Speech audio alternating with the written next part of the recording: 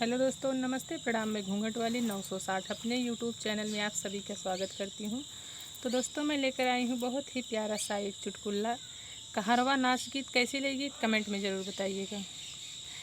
सासु तोहर पूतवा बड़ा रे खुरपाती, सासु तोहर पूतवा बड़ा रे खुरपाती, सासु तोहर पूतवा सोने के थाली में जेवना बनायो, मैं जेवना परोसे जेवना न जेवै बुतावै दिया बाती, सासु तोहर पूतवा बड़ा रे खुरपाती, सासु तोहर पूतवा बड़ा रे खुरपाती, सासु तोहर पूतवा झांझरे गेड़ुआ में जालवा भरायो, जालवा भरायो, जालवा न घोटे बुताव दिया बाती, सासु तोहर पूतवा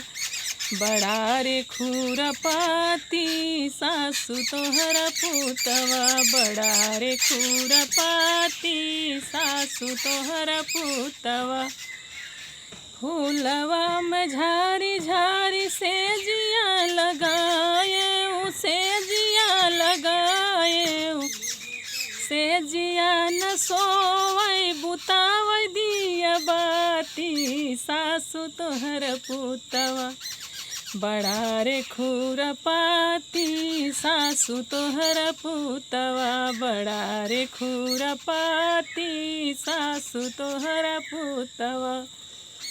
तो दोस्तों, था मेरा प्यारा सा चुटकुला नाच गीत कैसी लगी कमेंट में ज़रूर बताइएगा।